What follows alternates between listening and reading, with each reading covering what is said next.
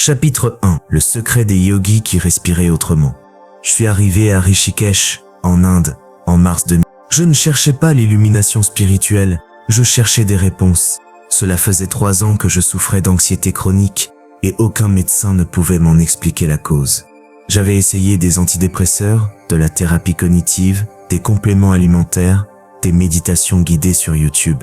Rien ne fonctionnait. Un ami me t'a dit « Va en Inde, cherche ceux qui respirent différemment ». Je trouvais ridicule l'idée de respirer autrement. On respire automatiquement. Qu'est-ce que cela pourrait changer? Ce que j'ai découvert sur les rives du Gange a détruit tout ce que je pensais savoir sur le corps humain. Le premier jour, j'ai rencontré un homme nommé Rajesh. Il avait 67 ans mais en paraissait sain. Il m'a raconté qu'à 40 ans, il avait subi un effondrement nerveux, attaque de panique quotidienne, insomnie brutale. Il avait perdu son travail, son mariage et avait presque perdu la vie. Les médecins lui avaient donné des benzodiazépines. Cela avait fonctionné 1 an. Ensuite, il avait eu besoin de doses plus fortes, puis elles avaient cessé d'agir. Un jour, désespéré, il a marché jusqu'à un ashram et demandé de l'aide. Ils me sont appris à respirer, mais ça-t-il dit. Juste ça, respirer différemment. En 6 mois, j'ai arrêté les médicaments. En 1 an, je dormais comme un bébé. 27 ans ont passé. Je n'ai plus jamais eu une attaque de panique. Je ne l'eussais pas cru. Je pensais que Pile exagérait. Jusqu'à ce qu'il me montre la technique. Elle s'appelle Nadi Shodhana, la respiration alternée des narines. Les textes védiques la décrivent depuis 5. Prana signifie énergie vitale. Yama signifie contrôle. Pranayama, contrôler l'énergie vitale à travers l'air. Rajem me a fait mise asseoir près du fleuve. Ferme ta narine droite avec le pouce. Inspire par la gauche en comptant jusqu'à 4. Ferme les 2 narines. Retiens en comptant jusqu'à 4. Libère la droite. Expire en comptant jusqu'à 8. Maintenant, inspire par la droite. Retiens. Expire par la gauche. Voilà un cycle. Je fais 10 cycles, 5 minutes en tout. Quand j'ai ouvert les yeux, quelque chose avait changé. Mon esprit était calme, pas vide, pas forcé, juste calme, comme un lac sans vent. Qu'est-ce que tu m'as fait? Ai-je demandé. Rien. Tu as activé ton propre interrupteur. Les yogis l'ont découvert il y a des millénaires. Vous, en Occident, vous l'y avez oublié. Je dépassais 3 semaines dans cet ashram. Je pratiquais chaque matin. L'anxiété que je portais comme un sac de plomb a commencé à se dissoudre. Elle n'a pas disparu d'un coup, mais chaque jour elle pesait un peu moins. De retour chez moi, j'ai cherché la science derrière tout cela. J'avais besoin de comprendre ce qui s'était passé dans mon corps. Ce que je ai trouvé me mit à laisser sans voix. En 2013, des chercheurs de l'université de Boston ont démontré que la respiration yogique lente active directement le nerf vague. Chaque expiration lente envoie un signal au cerveau. Nous sommes en sécurité, il n'y a pas de danger. Le nerf vague répond en activant le système parasympathique. Rythme cardiaque bas, réduction du cortisol, diminution de l'inflammation, digestion activée. Harvard est allé encore plus loin. Ils ont documenté que la respiration alternée équilibre les 2 hémisphères du cerveau. La narine droite active le hémisphère gauche. La narine gauche active le hémisphère droit. Alterner crée une cohérence cérébrale. Les yogis appelaient cela équilibrer Ida et Pingala, les canaux lunaires et solaires. La science l'appelle synchronisation hémisphérique. Même phénomène, langage différent. Une étude du International Journal of Yoga a montré que 15 minutes quotidiennes de pranayama pendant 12 semaines réduisent significativement les niveaux de cortisol. Meilleur sommeil, moins d'anxiété, plus de clarté mentale, sans médicaments, sans effets secondaires. Les yogis n'avaient ni électrocardiogramme ni IRM. Mais il y a 5000 ans, ils avaient découvert empiriquement ce que la science a mis des millénaires à mesurer. J'ai rencontré une autre femme à l'ashram, Elena, espagnole, 5. Elle souffrait de fibromyalgie, douleur chronique dans tout le corps. Cela faisait 8 ans qu'elle dépendait d'analgésiques qui détruisaient son estomac. Un médecin à Barcelone lui avait recommandé d'essayer le pranayama comme complément. Elle pensait que c'était de la charlatanerie, mais la douleur était si insupportable qu'elle a tout tenté. Le 1er mois, je n'ai rien senti, m'a-t-elle dit. Je voulais abandonner, mais quelque chose m'a poussé à continuer. Au 3e mois, la douleur a diminué pour la première fois en années. Elle ne va pas disparu, mais elle a diminué. Au 6e mois, j'ai réduit mes analgésiques de moitié. Aujourd'hui, 2 ans plus tard, je prends une pilule seulement quand la douleur est très forte. Avant, je t'en prenais 6 par jour. Elena Messa montrait son journal de pratique. Chaque jour, elle notait son niveau de douleur de 1 à 10, ses heures de sommeil et ses minutes de pranayama. La courbe était indéniable. Plus la pratique était régulière, moins la douleur était forte. Pourquoi cela ne lui est-il pas enseigné à l'hôpital? Parce que cela ne peut pas être breveté. Parce que cela ne rapporte pas d'argent. Une technique gratuite de 5000 ans ne profite à aucune industrie. C'est la pratique qui a changé ma vie. Assieds-toi, dos droit, ferme les yeux, pouce droit, ferme la narine droite. Inspire par la gauche, 4 secondes. Ferme les 2 narines avec le pouce et l'annulaire. Retiens 4 secondes. Libère la droite. Expire 8 secondes. Inspire par la droite 4 secondes. Retiens 4. Expire par la gauche 8 secondes. Un cycle complet. Fais 10 cycles chaque matin. Si tu te sens étourdi, réduis les temps. Ton corps n'est pas habitué à s'oxygéner ainsi. Avec la pratique, la capacité augmente. Première semaine, tu sentiras une calme subtile après la pratique. Deuxième semaine, meilleur sommeil. Après un mois, ta réaction au stress sera différente. Les situations qui auparavant t'emportaient émotionnellement perdront leur pouvoir. Ce n'est pas de la magie, c'est de la physiologie. Je suis revenu d'Islande avec une certitude.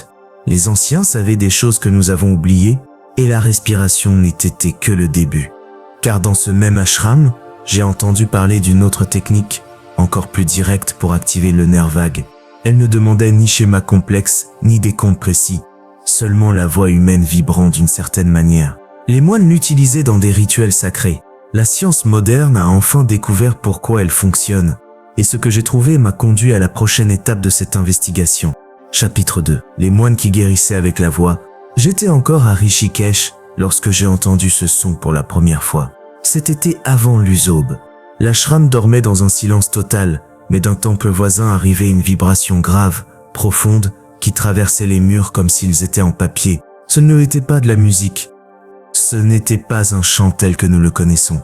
C'était quelque chose de plus primitif. Je vais marcher vers le son comme hypnotisé. À l'intérieur du temple, j'ai trouvé des hommes assis en cercle parfait, les yeux fermés, la bouche ouverte, tous émettant le même son. Om. Mais ce n'était pas l'homme des cours de yoga occidentaux. C'était un rugissement contrôlé qui faisait vibrer le sol sous mes pieds. J'ai senti la vibration dans ma poitrine avant même de comprendre ce qui se passait, comme si le son me traversait, résonnant dans des endroits de mon corps dont j'ignorais l'existence. Quand ils eurent terminé, l'un d'eux s'est approché. Il s'appelait Swami Ananda. Il avait 74 ans, une barbe blanche jusqu'à la poitrine, un regard pénétrant. « Tu viens chercher quelque chose ?» dit-il. Ce n'était pas une question. Je suis venu pour la respiration, mais ce son, qu'est-ce que c'était exactement? De la médecine, la plus ancienne qui existe. Il m'a invité à marcher près du Gange alors que le soleil commençait à apparaître. Les Védas, m'expliqua-t-il, documentent le pouvoir du son depuis plus de 5000 ans. Pour les anciens rishis, l'univers entier fut créé par la vibration. Nada Brahma, dit-il avec révérence. Le son est Dieu. Le son est création. Le son est guérison. Ce n'était pas une métaphore poétique. C'était une technologie précise, développée durant des millénaires. Les mantras védiques ne sont pas des prières implorant des faveurs. Ce sont des formules sonores conçues pour produire des effets spécifiques dans le corps. Chaque syllabe, chaque tonalité, chaque durée avait été calibrée durant des générations de pratiques directes. Le mantra le plus puissant et le plus simple, expliqua-t-il, une seule syllabe, 3 sons, A, U, monsieur. Le son A vibre dans l'us-abdomen, le U dans la poitrine, le M dans le crâne. Ensemble, ils font vibrer tout le corps. Mais il y a un endroit où la vibration est plus intense. Où? Dans la gorge, exactement là où passe le nerf le plus important du corps humain. Je vous ai senti des frissons. Le nerf vague passe directement par la gorge avant de se ramifier vers les organes vitaux. Il me présenta Abikram, 58 ans, ancien entrepreneur à Mumbai pendant 3 décennies. À 50 ans, il avait subi une crise cardiaque massive. Il avait survécu, mais était détruit. Anxiété constante dans l'attente de la prochaine crise, insomnie brutale, dépression profonde qui l'avait privé de toute envie de vivre. Je vivais en attendant de mourir, me dit-il, la voix tremblante. Chaque battement de cœur me semblait être le dernier. Je ne pouvais plus travailler, ni profiter de rien. Ma femme m'était amenée ici comme ultime recours. On lui enseigna quelque chose de simple. Chanter homme, 20 minutes chaque matin. Rien de plus. Les premières semaines, je me trouvais ridicule, admit-il. Un homme dit à faire sérieux, assis à faire des sons comme un fou. Mais quelque chose changea. La vibration dans sa gorge ressemblait à un massage interne. Après le chant, sa poitrine se sentait plus légère pour la première fois depuis des mois. Il dormait mieux. Les pensées sombres perdaient de leur force. 3 mois plus tard, ses attaques d'anxiété étaient passées de quotidiennes à hebdomadaires. 6 mois plus tard, elles avaient presque disparu. Son cardiologue était stupéfait. Sa variabilité cardiaque s'était améliorée de manière significative, indicateur direct d'un ton vagal sain. Je n'ai pas abandonné les médicaments pour mon cœur, précisa-t-il, mais je cessais les anxiolytiques. 3 ans plus tard, je chante encore chaque matin. C'était ma médecine. La science moderne confirme tout cela. En 2013, le International Journal of Psychophysiology a démontré que chanter, fredonner et réciter des mantras activent directement le nerf vague grâce aux vibrations dans le larynx. Les chercheurs ont mesuré la variabilité cardiaque et constaté des augmentations significatives pendant et après le chant. Des chercheurs italiens ont comparé le rosaire catholique au mantra sanskrit. Ils ont découvert quelque chose d'étonnant. Tous deux produisent environ 6 respirations par minute, exactement la fréquence optimale pour stimuler le nerf vague. Des traditions séparées par des milliers de kilomètres étaient arrivées à la même formule. L'explication est élégante. Lorsque tu chantes, les cordes vocales vibrent intensément. Cette vibration est transmise directement au nerf vague qui passe juste à côté du larynx. C'est une stimulation physique directe. Cela ne requiert aucune croyance. C'était de la physique pure, mesurable. J'ai rencontré Maria, argentine, car elle souffrait de côlon irritable depuis ses 20 ans. Elle avait tout essayé. Régime, complément, gastro-entérologue. Rien ne fonctionnait. Douleur abdominale constante, ballonnement terrible, alternance entre constipation et diarrhée. Un médecin lui avait dit « Ton intestin et ton cerveau sont connectés par le nerf vague. Si tu calmes l'un, tu calmes l'autre. » Mais il ne lui avait pas expliqué comment. Maria trouva la réponse en fredonnant. Juste ça. 10 minutes chaque matin. Bouche fermée, en sentant la vibration descendre de la gorge vers l'abdomen. Le premier mois, mon ventre faisait moins de bruit. Le deuxième, les ballonnements ont diminué nettement. Le troisième, pour la première fois en 25 ans, j'ai eu une semaine sans douleur. J'osais pleurer comme une enfant. Le nerf vague est l'autoroute entre le cerveau et l'intestin. 80% de ses fibres envoient des informations vers le haut. Quand tu le stimules depuis la gorge, le signal de calme descend directement jusqu'aux intestins. Voici la pratique. Assieds-toi confortablement, dos droit, ferme les yeux. Inspire profondément par le nez. En expirant, fais le son NOM ou simplement bouche fermée. Allonge le son autant que tu peux. Sentez la vibration dans la gorge, la poitrine et le crâne. Il n'y a pas de mauvaise façon, juste vibrer et observer. Commence par 5 minutes. Augmente progressivement jusqu'à 20 minutes. Tu peux le faire sous la douche, en marchant, avant de dormir. La clé est la régularité quotidienne. Effet immédiat. Calme notable. Effet à long terme.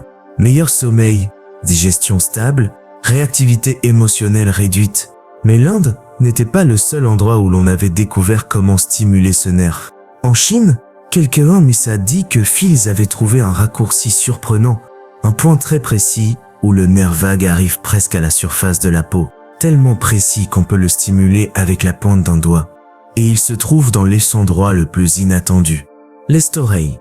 Cela m'a conduit à la prochaine étape de cette enquête. Chapitre 3. Le point secret dans les oreilles. Ma destination suivante fut inattendue. Je ne suis pas parti pour la Chine continentale. Je suis allé à San Francisco, où vit l'une des plus grandes expertes mondiales en acupuncture auriculaire. Elle s'appelle Dr Len Meijwai. Elle a émigré de Shanghai il y a 40 ans.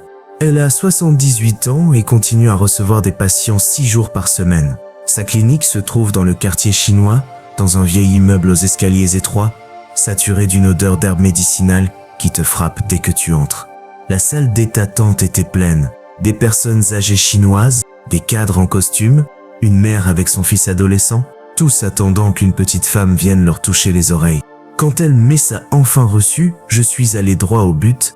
J'ai entendu dire qu'il existe un point dans l'oreille directement connecté au nerf vague.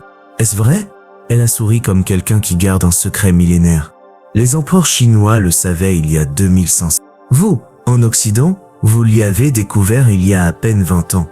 Elle m'a montré une carte de l'oreille humaine, divisée en dizaines de petites zones, chacune correspondant à un organe ou système du corps. Cela semblait absurde. Comment une oreille pourrait-elle contenir une cartographie du corps entier? L'oreille est le seul endroit du corps où le nerf vague émerge complètement à la surface, expliqua-t-elle. Elle pointa à une zone précise, la conque, la cavité centrale de l'oreille, et le tragus, ce petit cartilage qui couvre partiellement le canal auditif. Quand vous stimulez ces points, vous envoyez un signal direct au nerf vague, sans traverser une peau épaisse, sans traverser les muscles. Direct. Les anciens médecins chinois n'avaient ni microscope ni connaissances modernes sur le système nerveux, mais ils observaient les patients pendant des siècles. Ils remarquaient que stimuler certains points de l'oreille produisait des effets dans des organes distants. Ils ont cartographié ces effets empiriquement, patient après patient, siècle après siècle. La docteure Lin m'a présenté Roberto, mexicain, 52 ans. Il souffrait d'hypertension sévère qui ne répondait à aucun médicament. 3 traitements différents, et sa pression restait dangereusement haute. Son cardiologue envisageait déjà des options plus agressives. « Je suis venu ici par désespoir », m'a dit Roberto. « Ma femme est chinoise. » Elle insistait. Moi, je ne croyais en rien de tout ça. Je pensais que c'était de la charlatanerie. La docteure Lin, lui, a placé de petites graines adhésives sur des points précis des 2 oreilles. Elle lui a demandé de les presser doucement plusieurs fois par jour. Rien de plus. La première semaine, rien n'a changé, dit-il. Je voulais arrêter, mais ma femme Mita a obligé à continuer. La deuxième semaine, il commença à mieux dormir. Il n'y prêta pas attention. La troisième semaine, il retourna chez son médecin. Sa pression avait baissé de 15 points sans modifier les médicaments. Son cardiologue n'y en revenait pas. 3 mois plus tard, Roberto réduisait un de ses 3 médicaments. 6 mois plus tard, il en supprimait un autre. Aujourd'hui, 2 ans après, il n'en prend plus qu'un, à dose minimale. Sa pression reste stable. Je ne comprends pas comment ça marche, admit-il. Je sais juste que ça marche. La science occidentale commence enfin à expliquer le mécanisme. En 2010, des chercheurs de l'université d'Erlangen en Allemagne ont mené une étude révolutionnaire. Ils ont utilisé de l'IRM fonctionnel pour observer le cerveau pendant la stimulation du point auriculaire du nerf vague. Les résultats étaient incontestables. La stimulation activait les mêmes zones du cerveau que la stimulation vagale invasive avec électrodes implantées. Sauf qu'ici, c'était non invasif, sans chirurgie, juste en pressant un point de lisse-oreille. En 2017, la FDA américaine approuva un dispositif appelé NEMOS, qui stimule électriquement ce point auriculaire pour traiter l'épilepsie et la dépression. Il coûte des milliers de dollars et nécessite une prescription. Mais il stimule exactement le même point que les Chinois utilisaient avec une simple pression il y a des millénaires. Une étude publiée dans le Journal of Alternative and Complementary Medicine a montré que la stimulation auriculaire vagale réduit significativement les niveaux de cortisol en 15 minutes à peine. Une autre étude, dans Pain Médecine, révéla que des patients souffrant de douleurs chroniques rapportaient une réduction de 30% de leur douleur après 4 semaines de stimulation auriculaire. La docteure Lin m'a parlé d'un autre cas, encore plus frappant. Une femme nommée Jennifer, américaine, 38 ans, souffrait d'attaques de panique depuis ses 20 ans. Elle avait essayé thérapie cognitive, antidépresseurs, benzodiazépines. Les attaques arrivaient toujours, sans avertissement, la paralysant au travail, au supermarché, au dîner familial. Les médicaments faisaient de moi un zombie, m'a-t-elle dit. Ils fonctionnaient, mais je n'étais plus moi-même. Je m'étais engourdi tout le temps. Je devais décider de chercher une alternative. La docteure Lin lui enseigna une technique d'autostimulation. Quand elle sentait une attaque approcher, elle devait presser fermement le tragus pendant 2 minutes, respirer lentement pendant ce temps. Jennifer l'essaya une première fois lors d'une réunion de travail. Elle sentit la panique monter. Normalement, elle aurait couru aux toilettes pour hyperventiler. Au lieu de cela, elle posa discrètement son doigt sur son tragus et pressa. Respira lentement. La panique n'a pas disparu d'un coup, mais elle n'a pas explosé. Pour la première fois en années, j'eusse pu stopper une attaque avant qu'elle ne me détruise.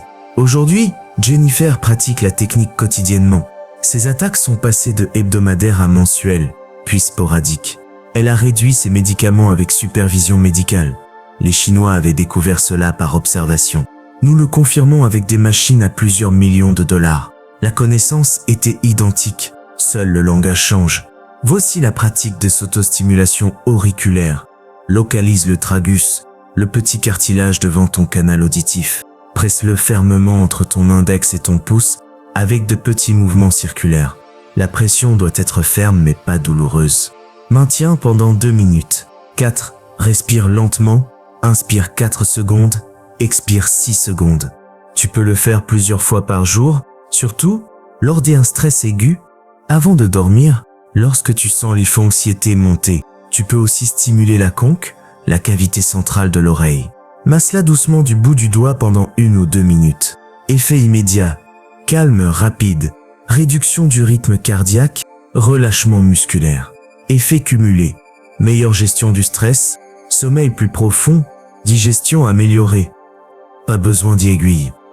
Pas besoin de dispositifs coûteux. Juste tes doigts et la connaissance du bon endroit à presser. Les empereurs chinois payaient des fortunes pour ce savoir. Tu le fias gratuitement. Mais la Chine n'était pas la seule culture à avoir découvert un moyen d'activer le système de calme du corps. Très loin de l'Asie, dans le monde grec antique, un médecin avait trouvé quelque chose d'encore plus simple. Cela ne demandait aucun point spécifique ni technique complexe. Seulement de l'eau froide et le visage humain. Son nom était Hippocrate. Et ce qu'il avait découvert fonctionne encore exactement de la même manière, 2400 ans plus tard. Chapitre 4. Le secret d'Hippocrate dans l'hypoglacé. Je ne m'attendais pas à ce que la Grèce fasse partie de cette recherche. Mais en étudiant la littérature scientifique sur le nerf vague, je suis tombé plusieurs fois sur une référence intrigante, le réflexe de plongée. Un mécanisme ancien que nous partageons avec les dauphins et les phoques. Une réponse primitive, inscrite dans notre code génétique. Et la première personne à en documenter l'usage thérapeutique fut Hippocrate, le père de la médecine occidentale, il y a 2000. Je suis donc allé à Athènes pour comprendre ce mystère ancestral. À l'université d'Athènes, j'ai rencontré le docteur Nikos Papadopoulos, physiologiste spécialisé dans les réponses du système nerveux autonome. Son bureau était rempli à la fois de livres anciens et d'appareils de mesure modernes. La combinaison parfaite pour comprendre comment l'ancien et le scientifique s'imbriquent.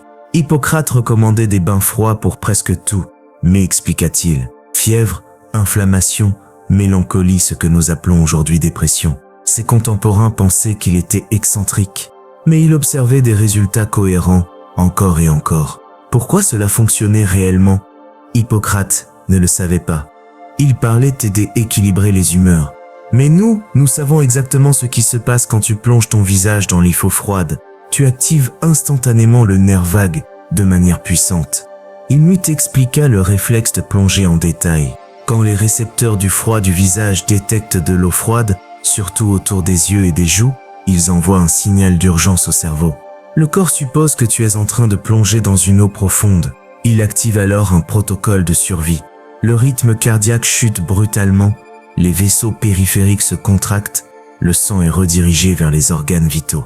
Tout cela via le nerf vague, en quelques secondes, sans que tu aies besoin d'y penser. C'est la manière la plus rapide connue pour activer le système parasympathique, dit-il.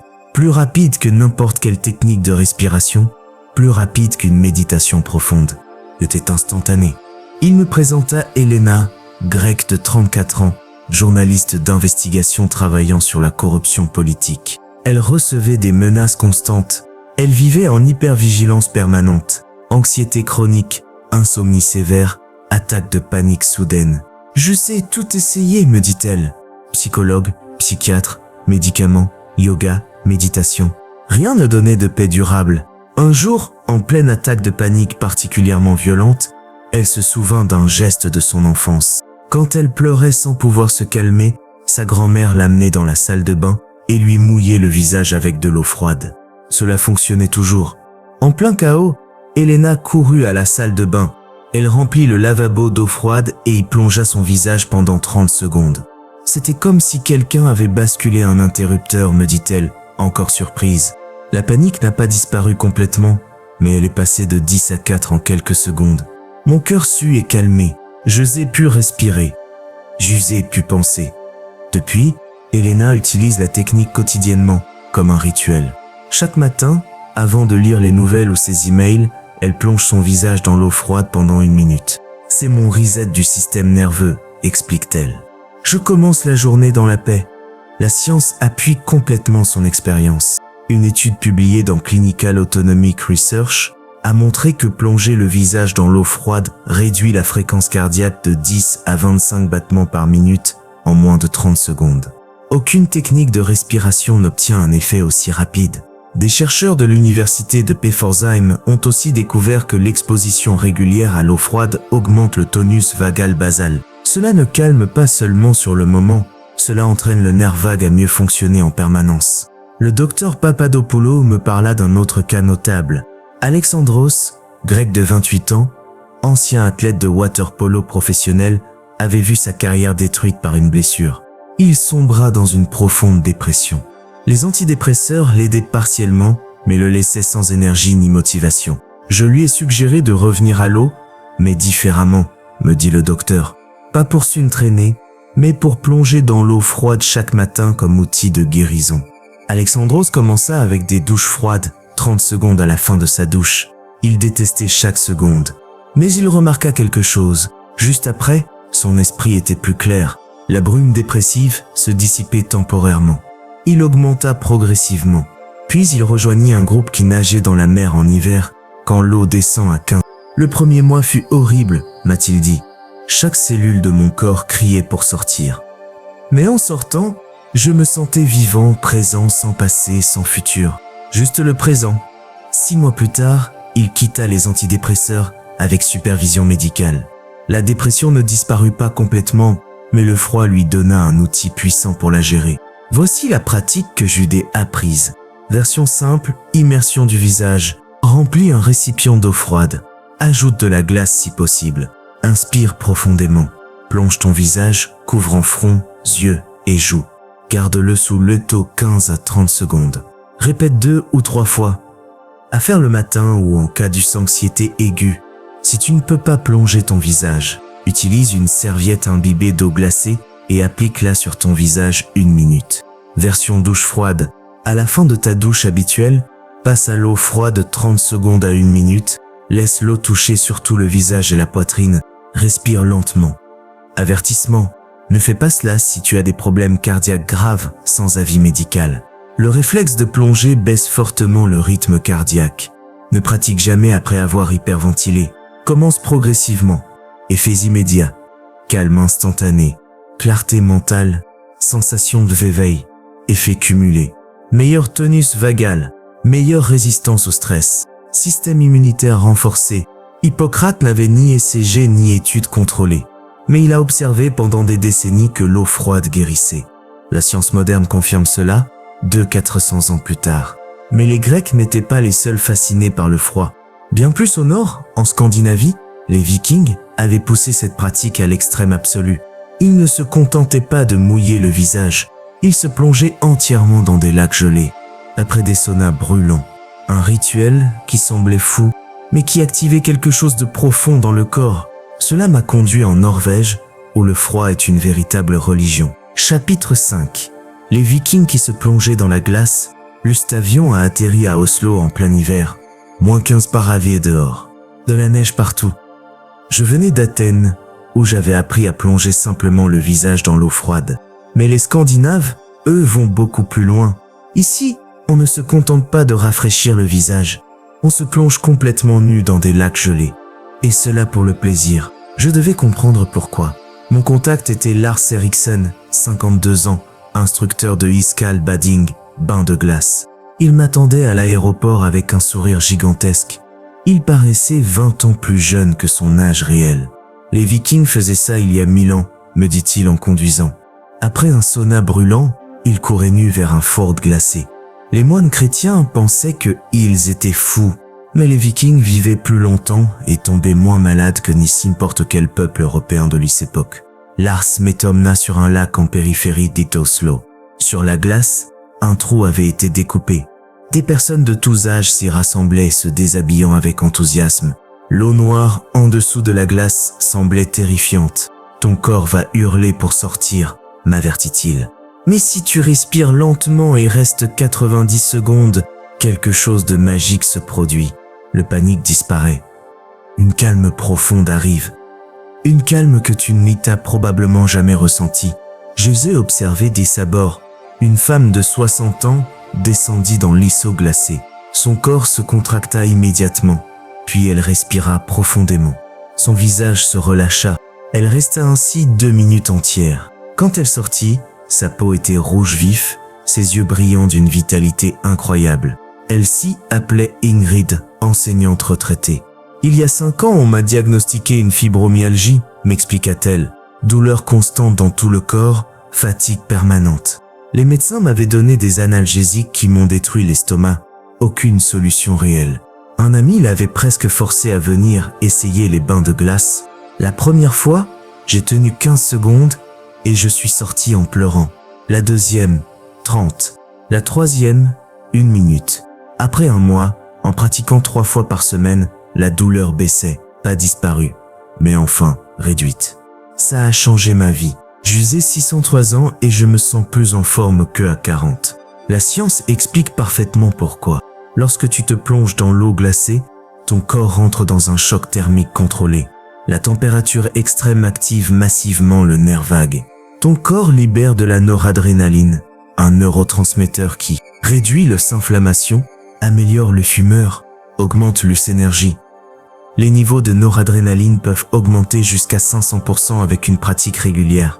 Une étude d'Amplos a montré que l'exposition régulière au froid augmente la graisse brune, un tissu qui brûle des calories et réduit l'inflammation systémique. Des chercheurs d'Amsterdam ont étudié Wim Hof, l'homme de glace. Ils ont découvert qu'il pouvait influencer volontairement son système immunitaire grâce à la respiration et au froid. Quelque chose que Lisson croyait impossible. Lars me présenta Henrik, 45 ans, cadre dans la technologie.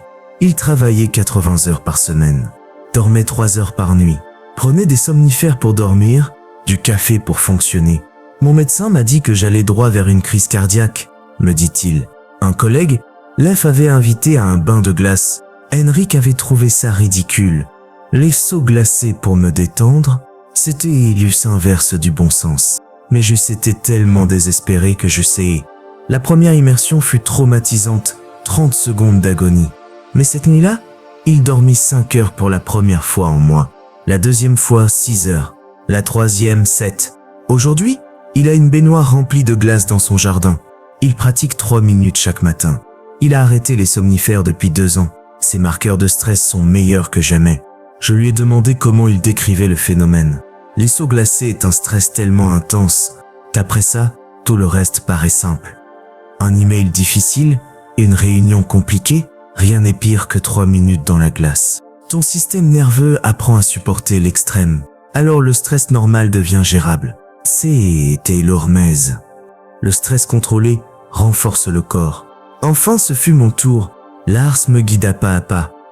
Respire profondément avant de centrer. Ta respiration va devenir rapide d'elle-même. Ne lutte pas. Après 30 secondes, ton corps commence à s'y adapter. Je descendis l'échelle. Le froid était comme 1000 aiguilles dans chaque centimètre de peau. Ma respiration devint chaotique. Chaque instinct me criait de sortir. Mais je restais. Les premières 30 secondes furent une torture. Puis, quelque chose changea. Le froid devint une sensation intense mais tolérable. Mon esprit disparut. Plus de pensées, plus d'anxiété, rien que le présent absolu. Je sortis après 90 secondes. Mon corps vibrait d'une énergie nouvelle. Je me sentais vivant, éveillé, présent. Voici la pratique progressive. Semaine 1, douche froide. 30 secondes d'évo froide à la fin de ta douche. Respiration lente, conscience du relâchement. Semaine 2, augmentation. 1 minute d'eau froide. Focalise-toi surtout sur l'expiration lente. Semaine 3, immersion. Remplis une baignoire d'eau froide glace. Immergez-y ton corps 30 secondes. Augmente graduellement. Objectif final, 2 à 3 minutes dans une eau entre 0 et 3 fois par semaine. Avertissement, ne pratique jamais seul les premières fois, jamais après avoir bu de l'alcool. Si tu as une maladie cardiaque ou une hypertension sévère, avis médical obligatoire. Effets immédiats, euphorie naturelle, clarté mentale extrême, énergie durable, effet cumulé, système immunitaire renforcé, inflammation réduite, sommeil amélioré, tolérance au stress accru. Les Vikings avaient découvert empiriquement que le froid extrême rendait le corps plus fort. 1000 ans plus tard, la science moderne leur donne raison. Mais le froid n'était qu'un chemin parmi d'autres. En Égypte, les pharaons découvrirent qu'un simple arôme pouvait transformer l'état du corps et de l'esprit. Pas par le froid, mais par le nez. Cela m'a conduit à étudier la connexion entre le nerf vague et l'odorat. Chapitre 6. Le secret des pharaons dans la fumée sacrée. Je n'avais pas prévu d'y aller en Égypte. Mais en étudiant la connexion entre le nerf vague et les sens, je suis tombé sur quelque chose de fascinant. Le nerf vague possède une branche en communication directe avec le système olfactif. Et l'odorat est le seul sens qui atteint le cerveau sans passer par le thalamus, le filtre qui analyse tout. Les arômes entrent directement dans les zones émotionnelles du cerveau. Les anciens Égyptiens le savaient il y a 5000 ans. Je suis donc allé au Caire pour comprendre. Ma guide fut la docteure Fatima Hassan, 58 ans, archéologue spécialisée dans la médecine de l'Égypte antique. Nous nous sommes retrouvés au musée égyptien, entourés de sarcophages et de statues de pharaons. Elle étudiait les papyrus médicaux depuis des décennies. Les Égyptiens furent les premiers parfumeurs de l'histoire, m'expliqua-t-elle.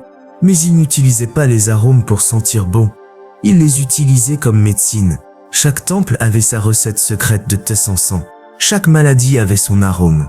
Elle me montra des reproductions du papyrus Ebers, daté de 1150 avant JC, contenant plus de 800 recettes médicales. Beaucoup d'entre elles impliquaient des arômes, encens, myrrhe, cèdre, lotus, jasmin. Ce n'était pas de la décoration, continua la docteure Hassan. C'était prescrit, avec des doses, avec des indications, comme une ordonnance aujourd'hui. Les prêtres brûlaient du kifi, un mélange complexe de 16 ingrédients, chaque nuit dans les temples. Les textes disent que cela provoquait des rêves prophétiques, calmait l'esprit, préparait les âmes à communiquer avec les dieux. Nous dirions aujourd'hui que cela activait le système parasympathique, dit-elle, que cela réduisait l'anxiété. Je lui demandai s'il y avait des preuves que cela fonctionnait vraiment ou si ce n'était que superstition rituelle. Elle sourit. Les Égyptiens étaient extrêmement pratiques.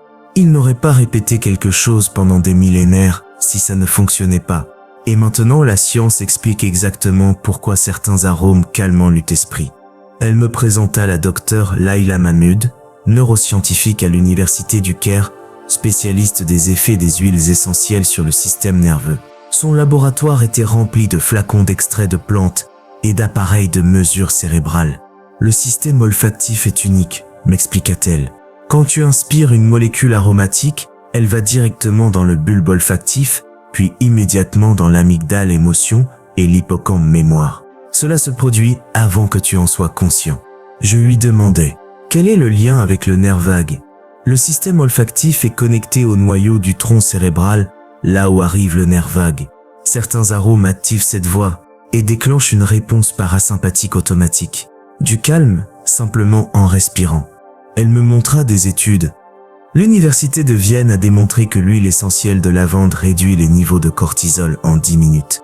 Une étude dans le Journal of Alternative and Complementary Medicine a montré que l'arôme d'orange douce réduit l'anxiété chez des patients avant des procédures dentaires, parfois mieux que certains anxiolytiques.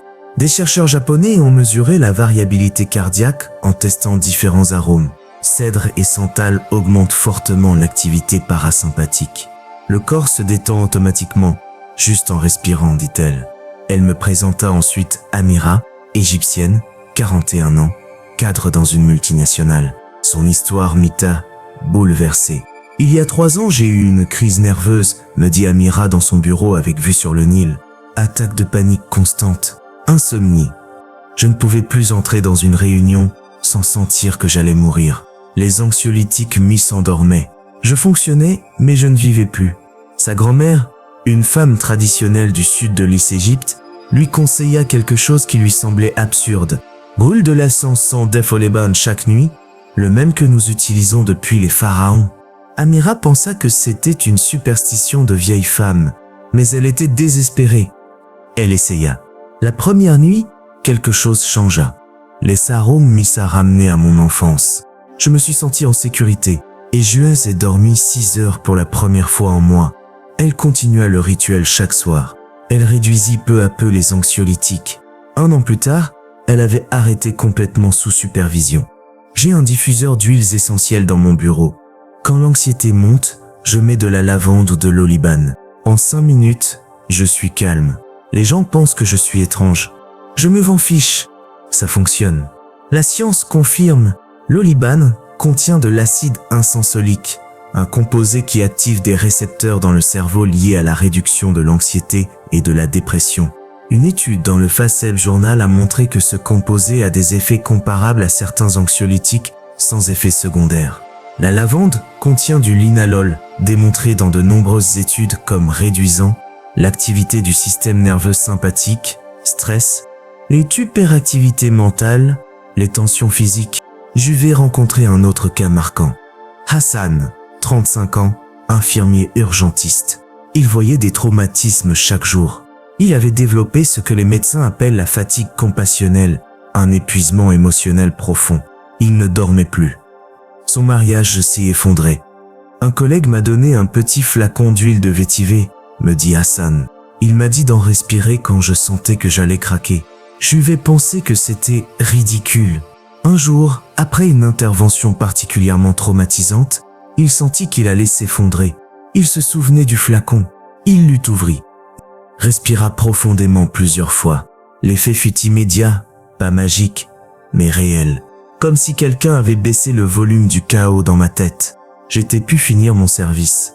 Aujourd'hui, Hassan garde toujours le flacon sur lui, avant chaque service, après chaque scène difficile. Ses cauchemars ont diminué. Sa femme dit qu'il est redevenu l'homme qu'elle a épousé. Voici la pratique apprise en Égypte pour un calme immédiat. Obtiens de l'huile essentielle pure de lavande, oliban ou santal. Mets une goutte dans tes paumes, frotte-les. Forme une coupole autour de ton nez et ta bouche. S'inspire profondément 5 fois. Expire lentement. Répète jusqu'à sentir le calme. Pour une routine quotidienne, utilise un diffuseur dans ta chambre ou ton bureau. Lavande calme, sommeil. Menthe énergie clarté, orange humeur positive. Oliban concentration profonde. Pour les urgences, porte un petit flacon de lavande. En cas de stress aigu, ouvre-le et respire profondément plusieurs fois. Avertissement. Utilise uniquement des huiles essentielles pures, jamais des parfums synthétiques. Certaines huiles peuvent irriter la peau, ne les applique pas non diluées. Si tu es enceinte, prudence. Si tu souffres d'asthme, évite les arômes trop puissants. Effet immédiat. Calme notable en minutes. Baisse du rythme cardiaque. Sentiment de sécurité. Effet cumulé. Meilleur sommeil. Humeur stabilisée. Tension nerveuse réduite. Les pharaons n'avaient pas de machine moderne, mais ils avaient 5000 ans d'observation. Ils savaient que certains arômes guérissaient l'esprit. Ils construisaient des temples dédiés à ces pratiques. Ils payaient des fortunes pour importer des résines sacrées. La science moderne confirme que ce n'était pas de la superstition, était de la neuroscience ancienne.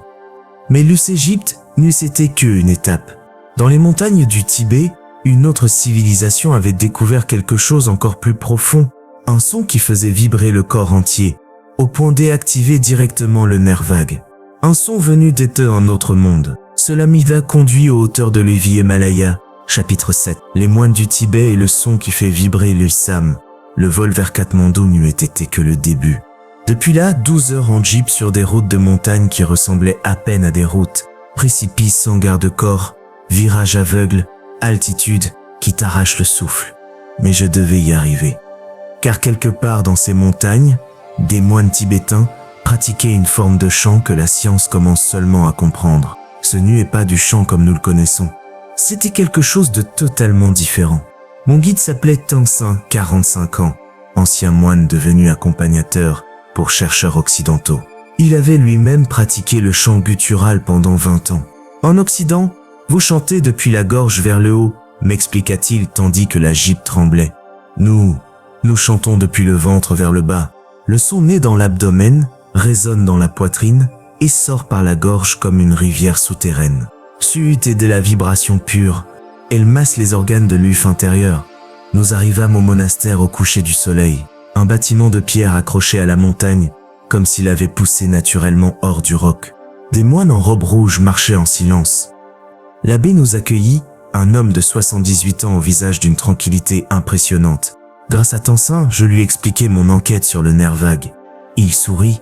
Les Occidentaux ont besoin de noms scientifiques pour tout. Nous appelons simplement cela réveiller le canal central. Le son juste ouvre le canal. Le canal ouvert apporte la paix. Cette nuit-là, j'assistais à la cérémonie du chant. 30 moines étaient assis en rangée dans le temple éclairé seulement par des bougies. Ils commencèrent avec un son grave, si profond qu'il semblait venir du centre de la terre. Ce n'était pas une seule note. Chaque moine produisait plusieurs tons simultanément du chant diphonique ou harmonique. Le son me frappa physiquement. Je sentis la vibration dans ma poitrine, dans mon estomac, dans mes os. C'était comme être à l'intérieur d'une cloche géante. Ma respiration se synchronisa sans que je le décide. Mon esprit se vida sans effort. Je ne pensais plus. Je ne savais plus besoin de penser. La cérémonie dura 1 heure. Lorsque ce fut terminé, j'avais l'impression d'avoir dormi profondément, alors que j'étais resté éveillé tout du long. Une paix que je n'avais jamais atteinte, même dans les méditations les plus profondes. Tansin m'expliqua ensuite la science derrière cela.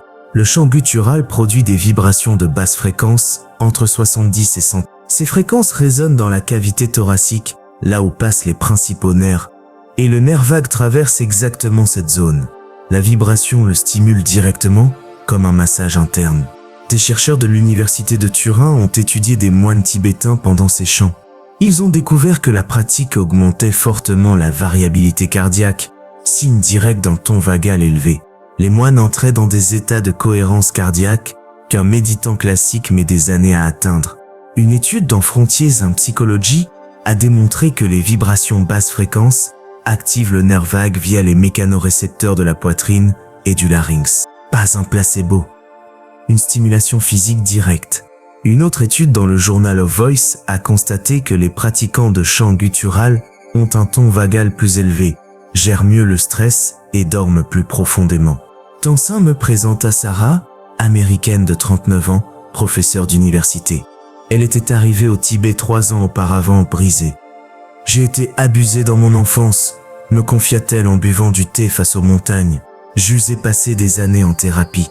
Je sais essayer tous les médicaments. Je comprenais mon trauma intellectuellement, mais mon corps restait en état d'alerte permanente. Toujours prêt à se défendre, toujours prêt à fuir. Un thérapeute lui avait conseillé d'explorer les pratiques somatiques. Sarah fit des recherches et trouva des références au chant guttural tibétain. La première fois que j'ai essayé de produire ce son, j'ai pleuré sans pouvoir m'arrêter.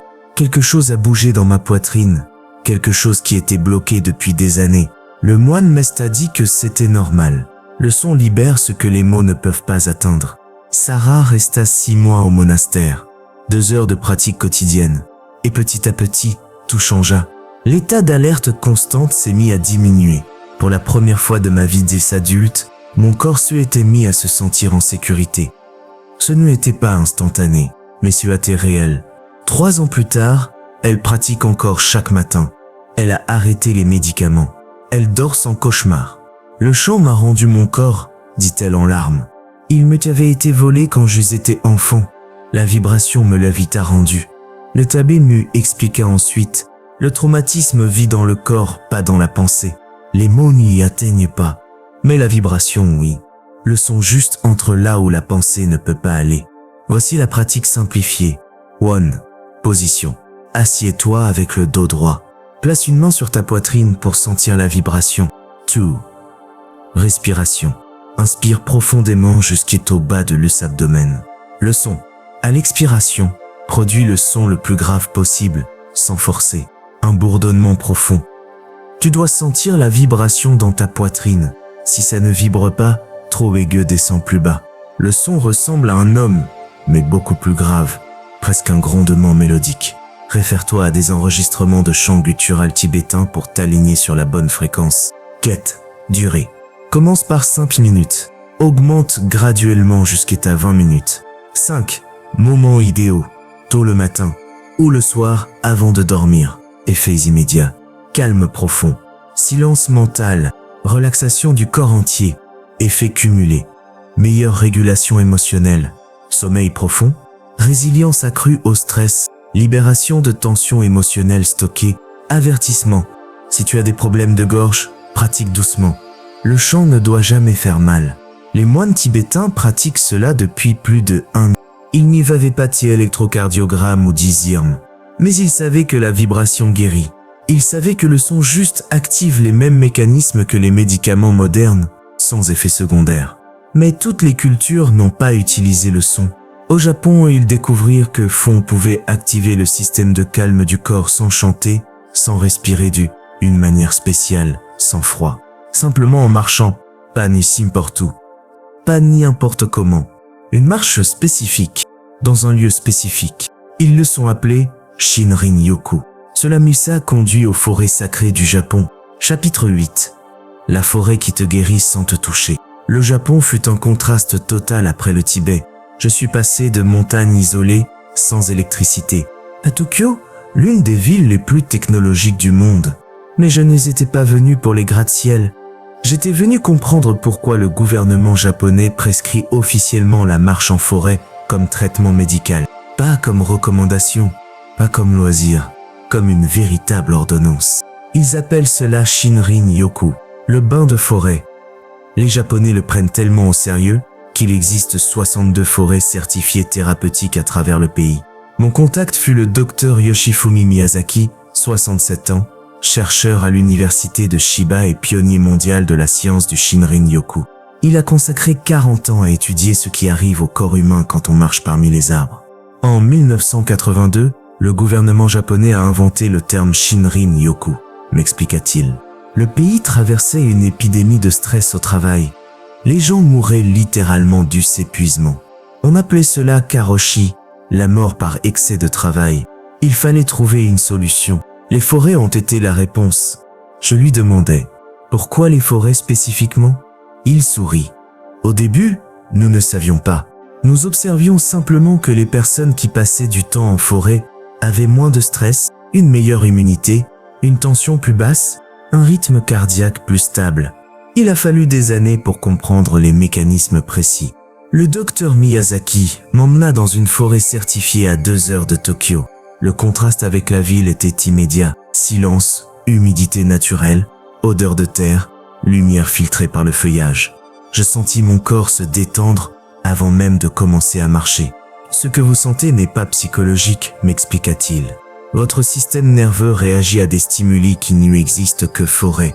Il me montra 3 mécanismes principaux. Les phytoncides, les huiles essentielles de la nature. Les arbres libèrent des composés chimiques volatiles pour se protéger des bactéries et des parasites. Nous les inhalons. Lorsque nous inhalons des phytoncides, le corps augmente les cellules NK Natural Killers, les cellules qui détruisent virus et cellules cancéreuses. Une simple marche de 2 heures augmente les cellules NK de 5 et les PC durent 1 semaine entière. 2. Les fractales, les formes naturelles qui apaisent le cerveau. Les forêts possèdent des motifs fractales, des formes qui se répètent à différentes échelles, dans les feuilles, les branches, la lumière. Le cerveau humain a évolué dans ces environnements. Il est câblé pour se calmer quand il voit ces motifs. Les villes, elles, ne possèdent pas ces fractales naturelles. Elles créent surcharge mentale et stress visuel. Le nerf vague, activé automatiquement en 15 minutes. Le docteur Miyazaki a mesuré la variabilité cardiaque de personnes marchant dans la ville, la forêt. La différence est impressionnante. En forêt, l'activité parasympathique monte significativement en 15 minutes. Le nerf vague s'active. Le corps passe en mode de réparation. Une étude dans Environmental Health and Preventive Medicine a montré cortisol, nous sur pression artérielle, nous 2%, rythme cardiaque, ou nous 4, en seulement 2 heures de marche. Le docteur Miyazaki me présenta Kenji, 52 ans, cadre dans la tech à Tokyo. Il travaillait 14 heures par jour, dormait 4 heures, tombait malade constamment. Il y a 5 ans, je me suis effondré dans mon bureau, me raconta-t-il. Mon corps a dit, Ça suffit. Mon système immunitaire était détruit. Son médecin lui prescrivit Shinrin-yoku 2 fois par semaine pendant 3 mois. Kenji pensa que c'était ridicule, mais il était trop malade pour discuter. Les premières semaines, rien de spécial. Juste 2 heures de marche lente parmi les arbres, sans téléphone. Au bout des 1 mois, son sommeil commença à s'y améliorer. Au 2e mois, il arrêta de tomber malade. Lui qui avait des rhumes chroniques depuis des années, la forêt m'a appris que me reposer n'est pas perdre du temps, dit-il. Je travaille moins que avant, mais je suis beaucoup plus productif. Je rencontrai ensuite Yuki, 38 ans, mère de 2 enfants, souffrant d'une dépression postpartum qui ne la quittait plus. Je me sentais déconnecté de tout, me dit-elle. Je vivais, mais intérieurement j'étais vide. Une amie l'avait invitée à un groupe de Shinrin-yoku. La première séance lui sembla ennuyante. La deuxième, un peu agréable. La troisième, je regardais un arbre ancien et j'ai senti quelque chose. Une connexion. Avec le arbre, avec la forêt, avec la vie. Je vais pleurer pendant 1 heure. Elle continua chaque semaine. Peu à peu, elle réduisit ses antidépresseurs de moitié sous supervision médicale. La forêt n'a pas guéri ma dépression comme par magie. Elle me sera connectée à la capacité de sentir, d'être présente, de respirer. La science est claire. Le contact avec la nature réduit l'activité du cortex préfrontal, la zone du cerveau associée à la rumination, le cycle infini de pensées négatives typique de l'anxiété et de la dépression. La forêt éteint cette machine infernale. Voici la pratique du Shinrin-yoku. Trouve un espace naturel. Un parc avec des arbres suffit si tu n'as pas de forêt. Laisse ton téléphone. Mode avion ou éteint. Obligatoire. Treb. Marche lentement. Beaucoup plus lentement que ta marche normale. Ce n'était pas du sport. C'était une immersion sensorielle. Four. Active tes sens. Regarde les feuilles, la lumière. Écoute le vent, les oiseaux. Touche l'écorce. Respire le cerf profond. Durée minimale. 2 heures, idéalement en milieu de journée. 6. Fréquence. 1 fois par semaine, minimum. Effets immédiats. Stress ou non, clarté mentale. Respiration plus profonde, baisse du rythme cardiaque. Effet cumulé. Système immunitaire renforcé, meilleur sommeil. Inflammation réduite. Humeur plus stable. Anxiété diminuée. Les Japonais n'ont pas inventé la marche en forêt, mais ce sont eux qui sont mesurés, documentés, institutionnalisés comme outil médical officiel.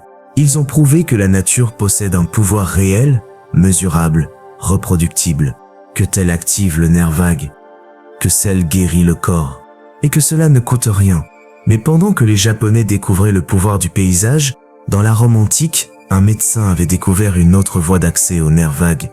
Pas par les arbres, par les mains. Un massage précis dans une zone du corps que nous ignorons presque tous. Cela m'a conduit à explorer la connexion entre l'abdomen et le cerveau. Chapitre 9. Les mains de Galien sur le ventre. Je ne m'attendais pas à ce que la Rome antique m'enseigne quelque chose sur le nerf vague. Mais au fil de mes recherches, un nom revenait constamment. Galien de Pergame, médecin des gladiateurs et des empereurs, 2 siècles après JC. Il avait découvert quelque chose sur l'abdomen que la science ne redécouvre que maintenant. Je me rendis donc à Rome pour étudier ses écrits originaux. À la Bibliothèque Vaticane, je rencontrai la docteure Julia Ferretti, 54 ans, historienne de la médecine ancienne. Nous passâmes des heures à examiner des manuscrits traduits du grec. Galien fut le premier à documenter que l'abdomen avait une connexion directe avec le cerveau, m'expliqua-t-elle. Il lui appelait le 2e cerveau. Il avait observé que masser le ventre calmait les patients anxieux, améliorait la digestion et apportait une relaxation profonde. Je lui demandais comment a-t-il pu conclure cela sans technologie moderne. Elle répondit, Galien traitait les gladiateurs. Il voyait constamment des blessures abdominales. Il remarqua que des lésions dans certaines zones modifiaient le état mental. Certains devenaient anxieux, d'autres déprimés. Il comprit qu'il existait une connexion invisible entre ventre et esprit. 2000 ans plus tard, la science lui donne raison. L'intestin contient plus de 500 millions de neurones. Il communique avec le cerveau à travers le nerf vague et 80% des signaux vont du ventre vers le cerveau, non l'inverse. Ton ventre parle à ta tête en permanence. La docteure Ferretti me mit en contact avec Marco Benedetti, 48 ans, physiothérapeute spécialisé dans le massage abdominal, inspiré des principes de Galien. Son cabinet était calme, lumineux, simple. L'abdomen est la zone la plus ignorée du corps, me dit Marco. Les gens se font masser le dos, la nuque, les pieds, mais presque jamais le ventre. Et c'est pourtant là que s'accumule le plus de tension émotionnelle. Il posa une main sur son propre ventre.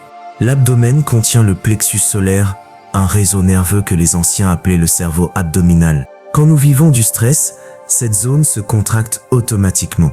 Si le stress devient chronique, la contraction se transforme en rigidité permanente.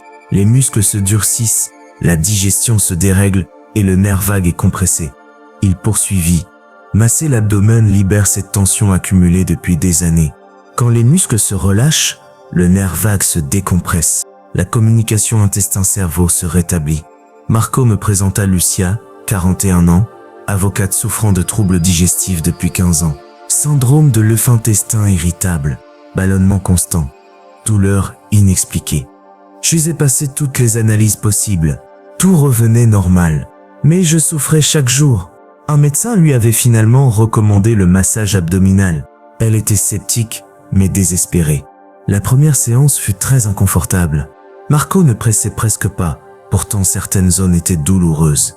Il nous a dit que c'était de la tension accumulée au fil des années.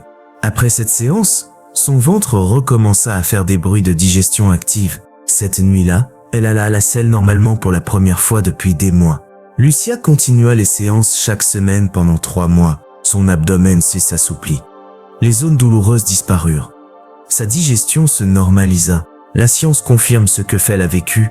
Une étude dans le Journal of Bodywork and Movement Therapies a montré que le massage abdominal augmente fortement l'activité parasympathique. Une autre étude a constaté que des patients souffrant de syndrome de l'intestin irritable virent leurs symptômes diminuer de 40% après 4 semaines de massage. Marco me présenta ensuite Antonio, 56 ans, cadre souffrant d'anxiété chronique. Il prenait des anxiolytiques tous les jours. Ça me calmait un peu, mais ça m'anesthésiait surtout. Je ne pensais plus clairement, je vivais dans un brouillard. Antonio était venu pour un mal de dos, mais Marco sentit immédiatement que son abdomen était dur, comme une pierre. Les premières séances furent révélatrices.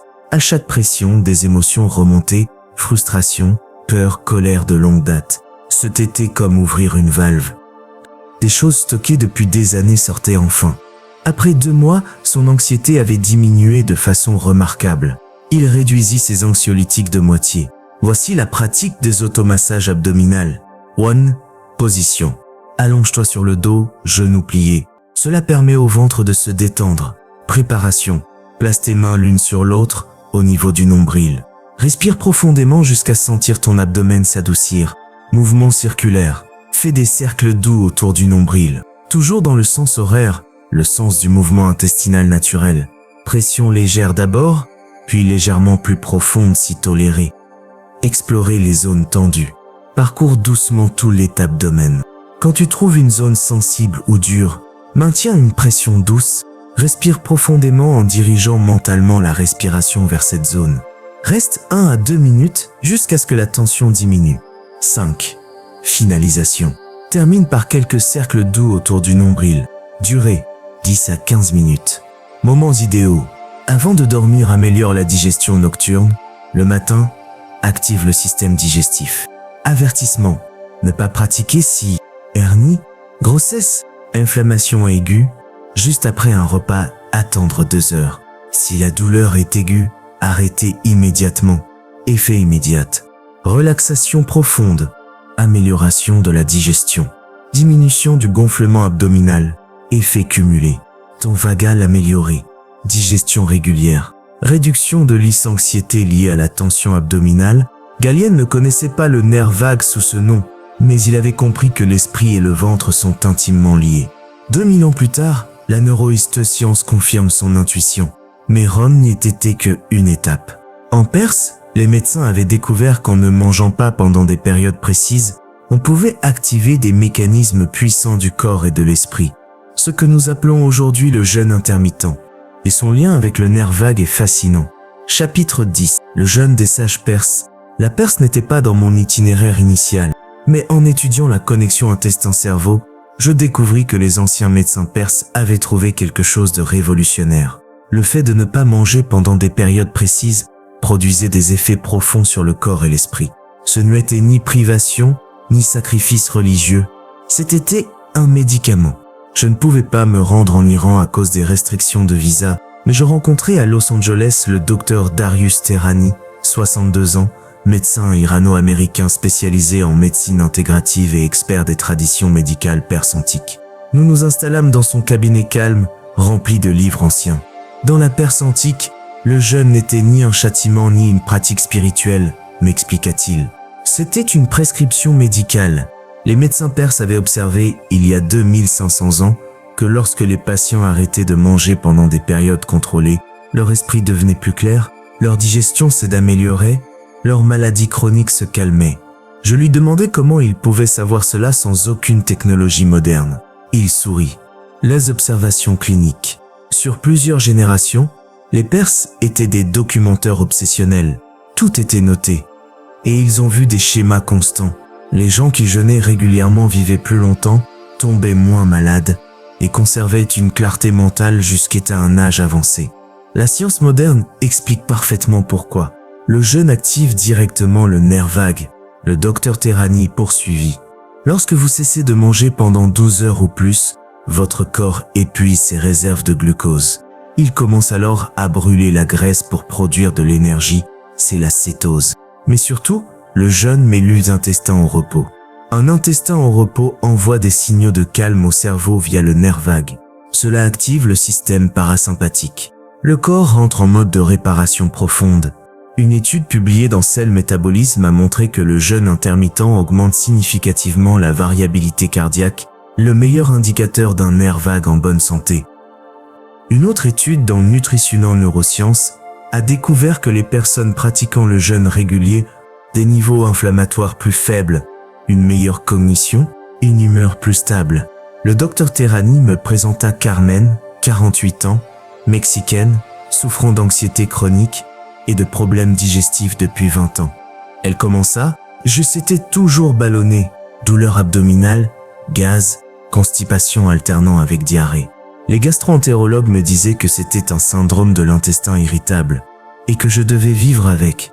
Le docteur Tehrani lui proposa quelque chose de simple. Manger seulement dans une fenêtre de 8 heures et laisser son corps jeûner pendant 16 heures. Le protocole, 16. J'ai pensé que j'allais mourir de faim, avoua Carmen. Elle avait l'habitude de manger constamment. Du réveil au coucher. La première semaine fut difficile, faim intense le matin. Mais elle continua. Au bout de la deuxième semaine, quelque chose changea. La faim matinale avait disparu. Je me sentais étrangement calme, plus concentré. Mon esprit était plus clair que Phil ne le s'y avait été depuis des années. Après un mois, la quasi-totalité de son gonflement abdominal avait disparu. Après 3 mois, sa digestion était stable, sa peau s'était éclaircie, son énergie était stable. Mais le plus surprenant était ailleurs. Mon anxiété a diminué, pas disparu, mais tellement réduite. Comme si mon système nerveux s'y était calmé depuis l'us intérieur. La science explique cela aussi. Pendant le jeûne, l'intestin produit moins de signaux inflammatoires, le nerf vague envoie moins d'alertes anxiogènes au cerveau, le système nerveux se stabilise. Le jeûne augmente aussi la production de BDNF, facteur neurotrophique, dérivé du cerveau, protéine essentielle à la santé neuronale. BDNF, moins d'anxiété, meilleure humeur. Le docteur Tehrani me parla ensuite de Roberto, 55 ans, entrepreneur souffrant d'un diabète de type 2 et d'anxiété sévère.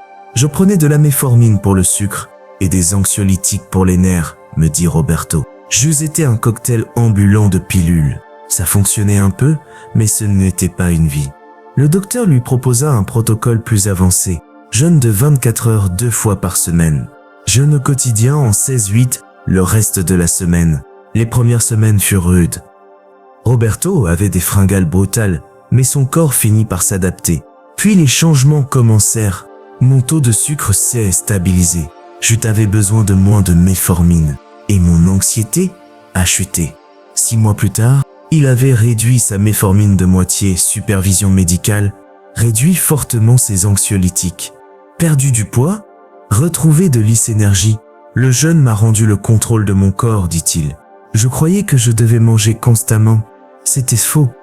Je fonctionne mieux quand je laisse mon système se reposer. Pratique du jeûne intermittent selon le enseignement perse. Protocole de base, 16. Jeûner 16 heures. Manger sur 8 heures. Dernier repas 20. Premier repas, 12 heures le lendemain. Pendant le jeûne, eau, thé. Café sans sucre, sans lait. Protocole intermédiaire, pour plus d'impact. Protocole avancé, 1 ou 2 fois par semaine. Uniquement après expérience, suivi si condition médicale. Comment commencer? Semaine 1, retarde le petit déjeuner de 2 heures. Semaine 2, retarde-le de 4 heures. Semaine 3, supprime-le. Ton corps adapte naturellement. Règle pendant le jeûne, se hydrater suffisamment. Comprendre que la faim vient en vagues et passe. Rester occupé durant les premières semaines. Avertissement important. Ne pas jeûner si grossesse, élatement. Diabète de type 1, antécédent de troubles alimentaires. Prise de certains médicaments, consulter. Effet immédiat. Clarté mentale. Énergie plus stable. Réduction des ballonnements. Effet cumulé. Ton vagal amélioré. Inflammation, nous. Sensibilité à l'insuline. Anxiété, nous. Les anciens Perses ne connaissaient pas la cétose ni le nerf vague, mais ils avaient vu, encore et encore, que le jeûne contrôlé guérissait le corps et apaisait l'esprit. Leurs registres médicaux racontaient des guérisons qui paraissaient miraculeuses. Aujourd'hui, nous savons que ce n'était pas de la magie. C'était la biologie humaine, activée correctement. Mais la Perse n'était qu'une des pièces du puzzle. Dans les steppes de Sibérie et dans les jungles tépamériques, les chamans avaient découvert un autre secret, le rythme. Les tambours, un son répétitif, constant, entre 4 et 7 battements par seconde, exactement la fréquence qui calme le cerveau et active le nerf vague. Cela mise a conduit au cœur du monde chamanique. Chapitre 11. Les tambours qui calment le cerveau. Si tu m'avais dit au début de cette enquête que je finirais dans une cérémonie chamanique au milieu des steppes de Sibérie, je t'aurais ri au nez. Mais toutes les pistes sérieuses pointaient vers un même phénomène. Le rythme influence le système nerveux. Pas n'importe quel rythme. Une fréquence très précise que des cultures séparées par des milliers de kilomètres avaient découverte sans jamais se rencontrer. Je me rendis donc en Sibérie orientale, où l'on trouve encore des communautés pratiquant le chamanisme ancestral. Là-bas, le tambour n'était pas un instrument, c'est un portail, une technologie spirituelle et physiologique. Mon guide s'appelait Ayan, 33 ans, fils d'une longue lignée de chamans touvains. Nous avons roulé 2 heures sur des pistes enneigées avant d'arriver à un campement de yurts. La chamane s'est appelée Sarin, soit son regard était calme, ancien, presque animal. Elle parlait peu. Elle observait beaucoup. Quand je lui expliquais ma recherche sur le nerf vague, Ayan traduisit et elle sourit doucement. Les Occidentaux ont besoin de comprendre avec la tête, dit-elle. Nous comprendrons avec le corps. Assieds-toi. Tu vas sentir.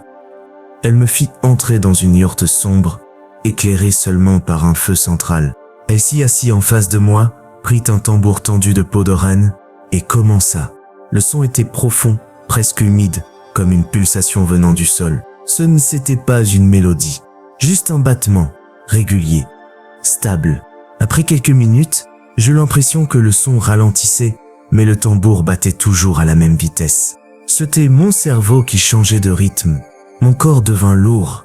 Mes pensées se firent silencieuses. Ma respiration s'est approfondie. Je étais toujours conscient, mais dans un état différent, comme entre veille et sommeil. La séance dura peut-être 20 minutes, peut-être 1 heure. Je n'y avais aucune notion du temps.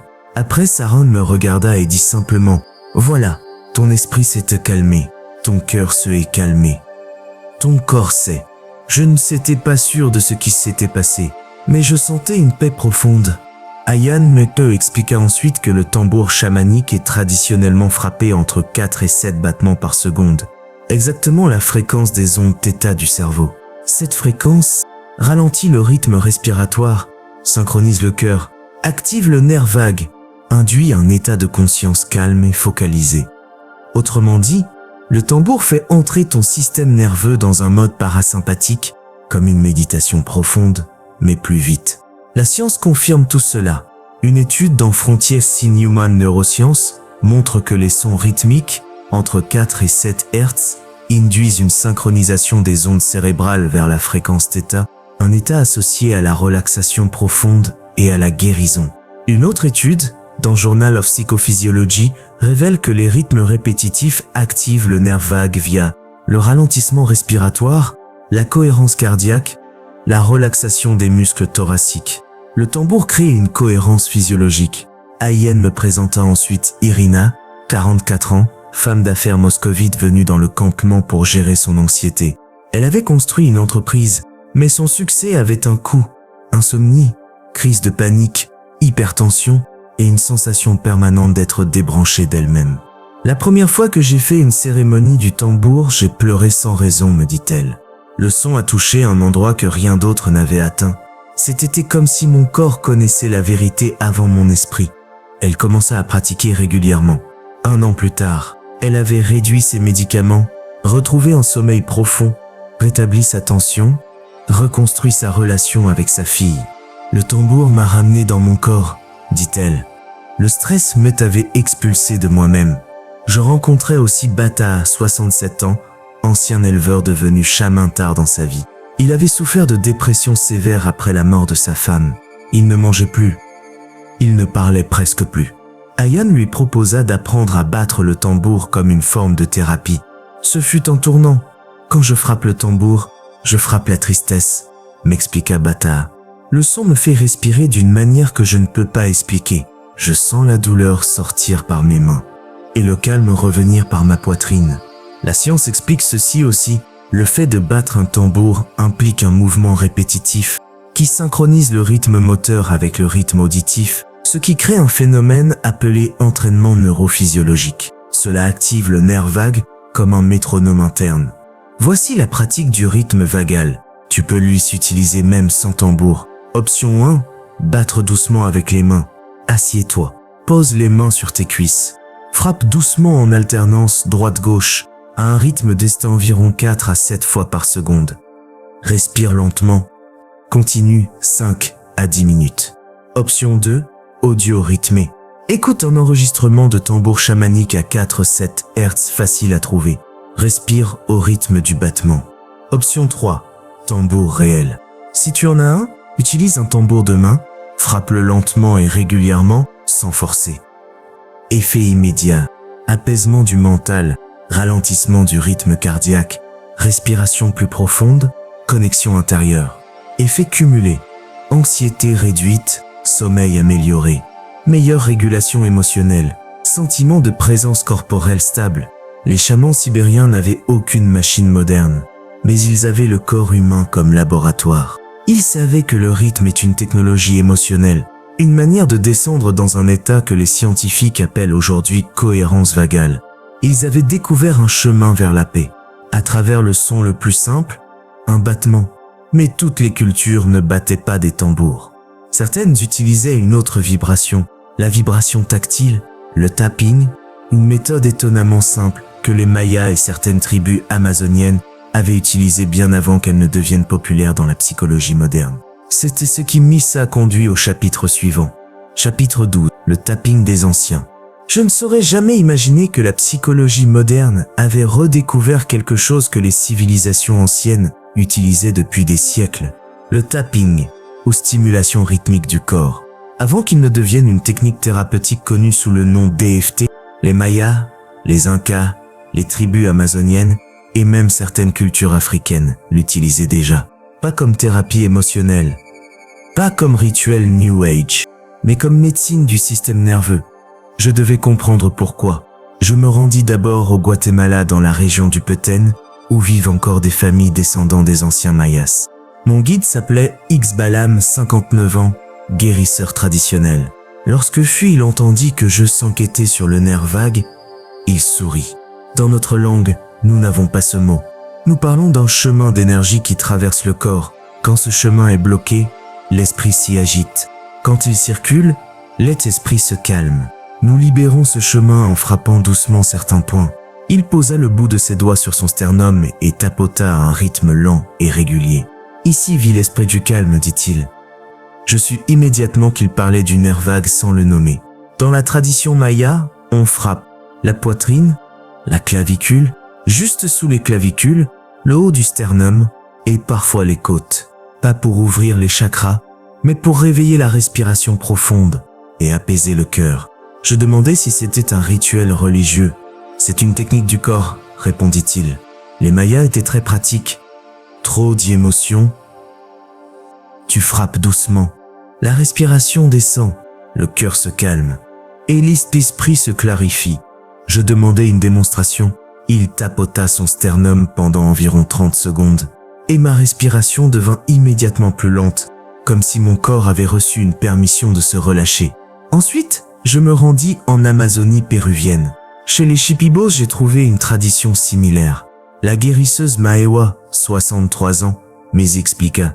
Quand un enfant est agité, triste, nerveux, nous tapotons ses côtes et son ventre doucement. Cela lui apprend à respirer.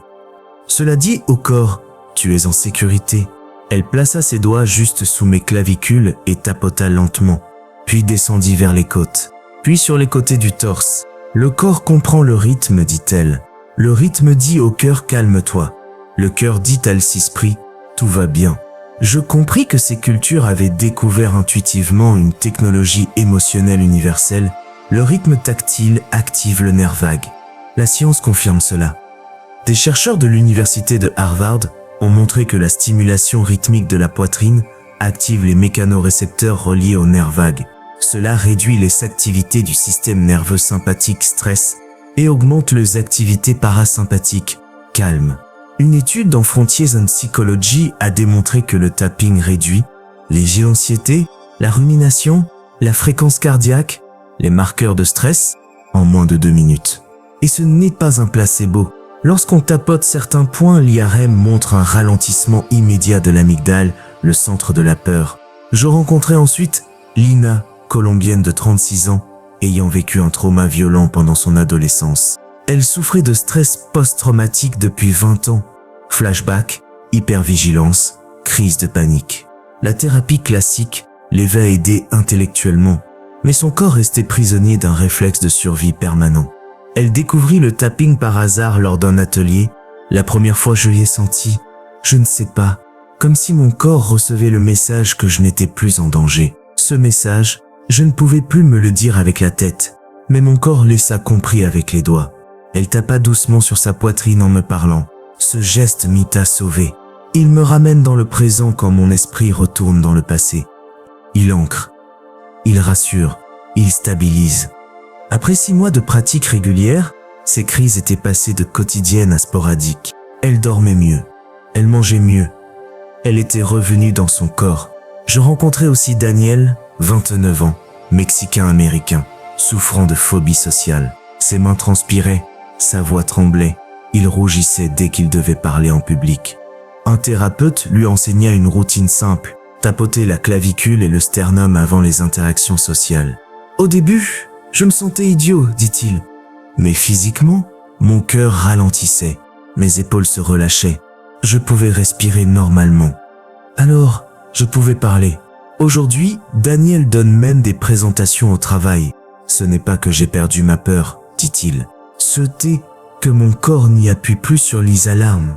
Voici la pratique de tapping vagal basée sur traditions ancestrales, sciences modernes, tapotement du sternum. 2 ou 3 doigts, juste au centre de la poitrine. Tapote doucement, comme si tu frappais à une porte fragile. Rythme lent et régulier. Durée 30 à 60 secondes. Tu devrais sentir ta respiration descendre automatiquement. 2. Tapotement des clavicules. Sous les clavicules, à gauche et à droite. Tapote des 2 côtés simultanément. Rythme régulier, pression légère. Durée 30 secondes. Tapotement des côtes. Sur les côtés du torse, sous les aisselles. Tapote alternativement main droite, main gauche. Durée 30 à 45 secondes. Tapotement abdominal doux, optionnel. Tapote autour du nombril en cercle. Lenteur et douceur. Durée 30 secondes. Effet immédiat. Respiration plus profonde. Ralentissement du rythme cardiaque. Diminution de l'agitation interne. Sensation de sécurité. Effet cumulé. Anxiété réduite. Meilleure régulation émotionnelle. Diminution de l'hypervigilance. Plus grande stabilité intérieure. Les anciens Mayas, les chamans amazoniens et d'autres peuples n'avaient jamais entendu parler du nerf vague. Mais ils savaient que le toucher rythmique guérit. Ils savaient que le stress vit dans le corps et que le corps doit être calmé directement.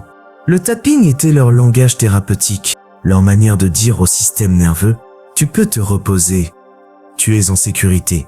Mais ce n'était pas tout. Une autre découverte, beaucoup plus récente, a démontré qu'on peut transformer l'état interne du corps grâce à une seule posture physique, sans chanter, sans respirer, sans frapper, juste en tenant une position précise pendant quelques minutes. C'était ce qui m'y a conduit au chapitre suivant.